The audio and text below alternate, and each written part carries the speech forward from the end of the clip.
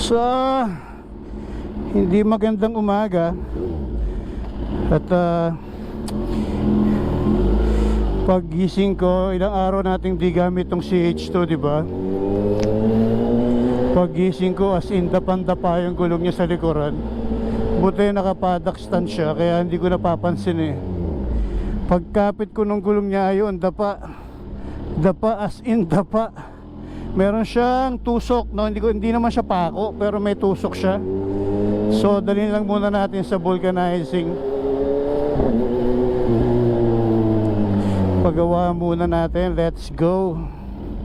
Lumalambot eh, ang lakas ng singaw eh. Ay nako. Sabi ko pa naman hindi ako lalabas ng bahay ngayon. Sabi ko hindi ako lalayo. Sabi ko magpapahinga lang ako ngayon. So supposed to be magkakapilang ako. Magkakape ako sa labas ng birahe, no? Ng garahe, ng parking. Kaso yun nga, pagkita natin, ayun, may butas yung ating golong.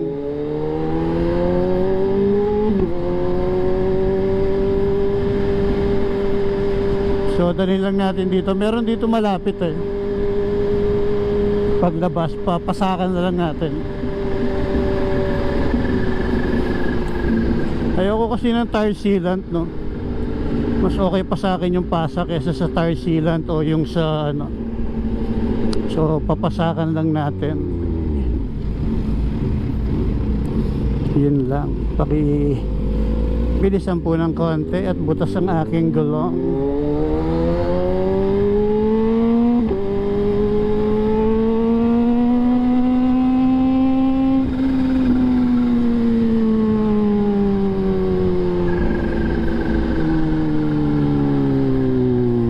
So pasensya na sa aking panaporma, ano, naka-short at naka-t-shirt lang tayo. Papabulkanize lang naman tayo ng gulong.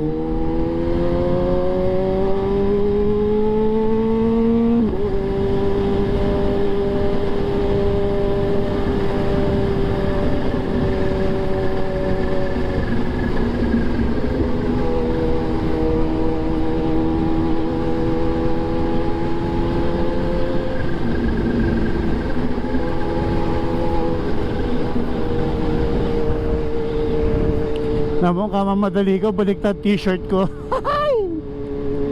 Pare, okay lang yan. Nararamdaman ko pag bumabangking konti, malambot yung gulong eh. Yun o. Ayun o, nagbabounce o.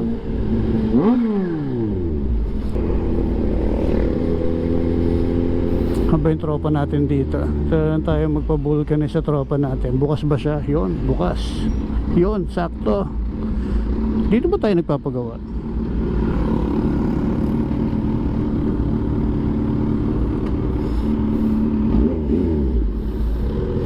So dito tayo nagpapagawa. Boss, papasak lang ako. Papasak lang. Wala yung isa nagbabantay. Ah, okay. May butas eh. Teka, saan ba yan? May nakatusok. Butas niya, lakas niya oh. Section niya malaki butas eh. Woo! Hindi mo na nga ginagamit na butas pa. Ano ba yun? Bihirang-bihira mo na nga siya gamitin. Parang once a week o twice a week mo lang gamitin, nabutas pa. Ano ba yan? Kainitan pa.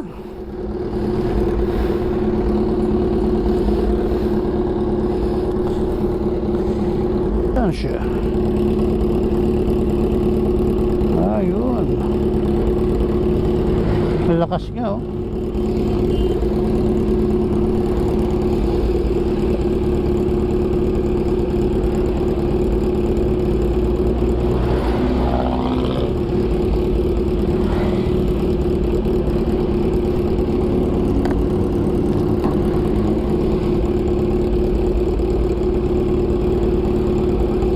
Maliit lang yung butas pero kotsa pasaway.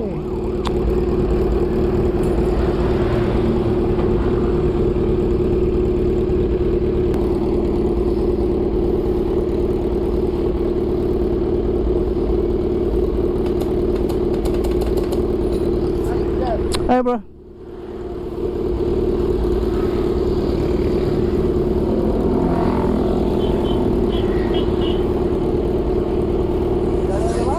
Ito yung isa, ito yung hindi ko ginagamit.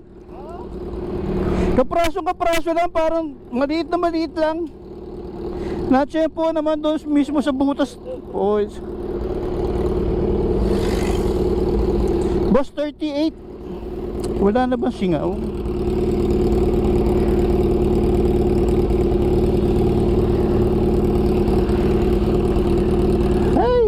Ay. Diba? Up. Kita ano? Wag mo itutok dyan ka, Pepe. Puta, grabe naman yung biker na yun na nasa gilid na. Anteting na yan na.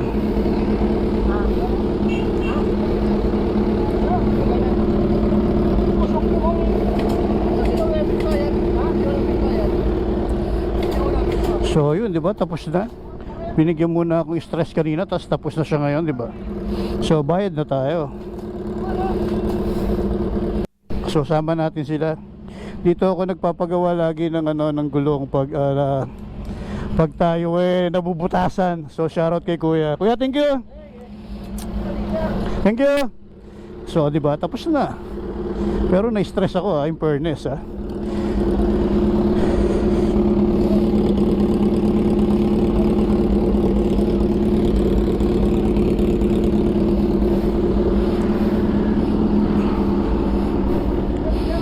Boss, pa-check nga ako kung may singaw pito ko.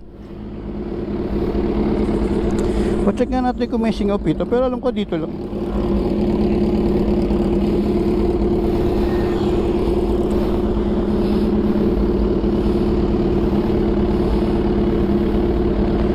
Pito lang, pito. Okay, kate. Kabante ko pa konti. Yan. Pero feeling ko wala naman.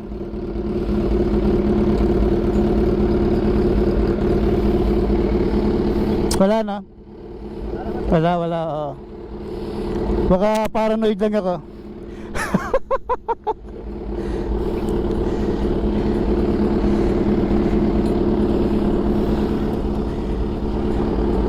So yan, uwi na tayo. Di ba, pinagawa lang talaga natin. Ito nga kasi talagang di natin ginagamit madalas. Okay, sir, thank you. So shoutout ulit kay Kuya. So like I said, no, hindi natin ginagamit madalas tong CH2. Nagkaroon patuloy ako biglang content. Diba? Nagka-content bigla. Ay, may nahinging sticker. Pinatawid ko pa. Pasaway talaga ako.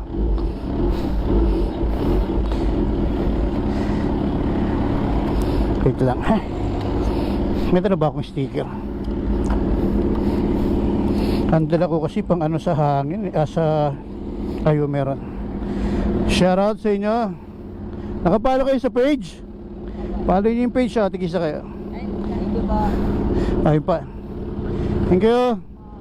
Shoutout sa inyo, ingat kayo.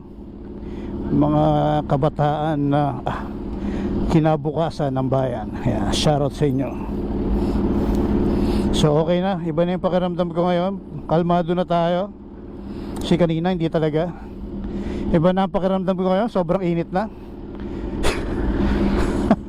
Nabibilad na tayo sa araw masyado. Let's go. T-shirt pa more. So let's go.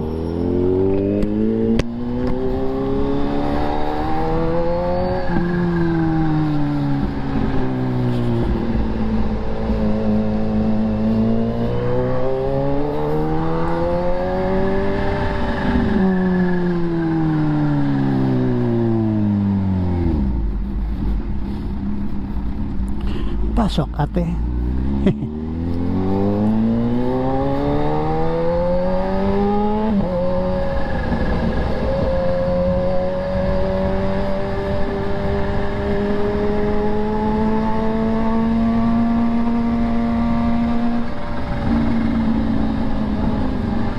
Hirap mahirap talaga magmotor na nakashort. Sobrang init ng singaw sa paa. Kasi naman magpapaano lang tayo, papavulcanize alangan naman magpantalon pa tayo. Nasa kanto lang yung vulcanizing shop.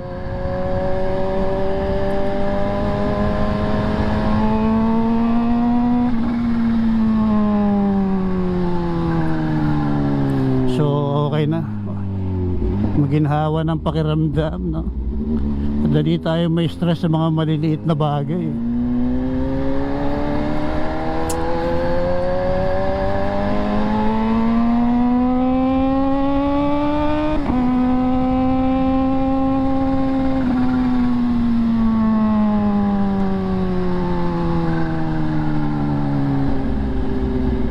Uy, ang galing mo, brother.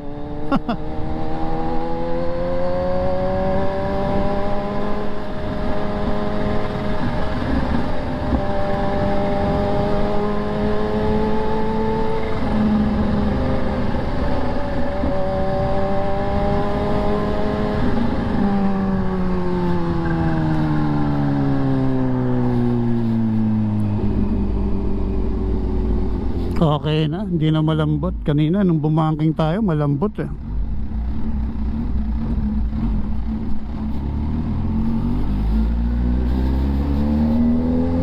So papadamigin mo na uli kita, tapos kukumuta na uli kita.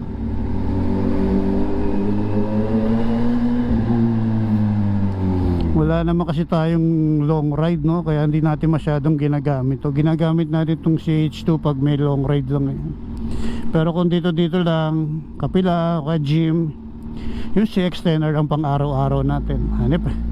Hanep, no? Pang araw-araw, parang ang dami kong panggas. So kaya maraming salamat, at humuhugot na naman ang inyong Hoka Pepe. Kaya maraming salamat, at napakaiksing video lang nito dahil tayo naplatan. So bye bye.